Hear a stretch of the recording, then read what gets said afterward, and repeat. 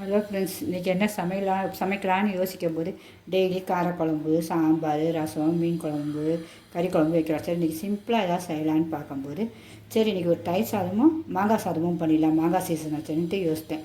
சரின்ட்டு தயிர் சாதத்துக்கு எல்லாமே உங்களுக்கு நான் செஞ்சு காட்டுறேன். மாங்காய் சாதம் செய்யலை, அதனால் மாங்காய் சாதத்தையும் அப்படியே காட்டிடுவோன்ட்டு இந்த பாருங்க, மாங்காய் அதுக்கு வந்து ஒரு பெரிய பீஸ் மாங்காய் எடுத்து வச்சுருக்கேன். கிளிமுக்கு மாங்காய்.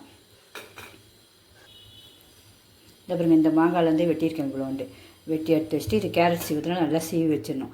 சீவிட்டு அதுக்கு தேவையானது வந்து இஞ்சி கொஞ்சம், பச்சை மிளகாய் ஒரு அரை, காஞ்ச மிளகாய், கொத்தமல்லி கொஞ்சம், கருவேப்பிலை, கடுகு, சீரகம், லாஸ்ட்டில் வந்து முந்திரி கொஞ்சம் வறுத்து போட்டுக்கலாம்.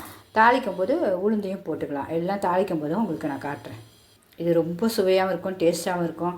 எல்லாருமே நம்ம பிள்ளைங்களும் சாப்பிட்றோம், நம்மளும் சாப்பிட்றலாம். ஹலோ ஃப்ரெண்ட்ஸ், இன்றைக்கி சுவையான ஒரு மாங்காய் சாதம் செய்கிறது எப்படின்னு சொல்ல போகிறேன். அதுக்கு ஒரு நல்ல பெரிய அரை பீஸ் மாங்காவை கிளிமுக்கு மாங்காவை நல்லா கேரட் சீரகத்தில் திருவி வச்சுக்கோங்க. தாளிக்கிறதுக்கு இஞ்சி, கடுகு, கருவேப்பிலை, கொத்தமல்லி, காஞ்ச மிளகாய் ஒன்று, பச்சை மிளகாய் ஒன்று கீறி வச்சுக்கோங்க. அப்புறம் லாஸ்ட்டில் வந்து உளுந்து, முந்திரி போட்டு சாதத்தை எல்லாம் கிளறி சூப்பராக ஒரு சாப்பாடு ரெடி ஆகிடும். மாங்காய் சாதம் இப்போ பண்ணுறேன். பாருங்க, கடாய் வச்சாச்சு, தாளிக்க போகிறேன். கடுகு போட்டு கடுகு தாளிக்கிட்டோம், பொரியட்டும். கடுகு பொரிஞ்சிருச்சு. உளுந்து போடுவோம்.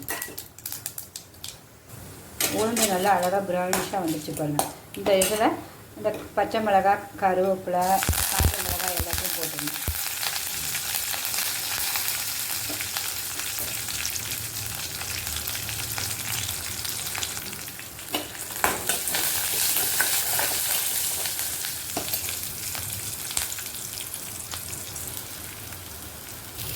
நல்லா வெந்தோன்னே கொஞ்சோண்டு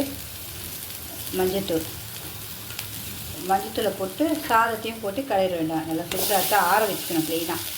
சூப்பரான சுவையான சாதம் ரெடியாக போகுது.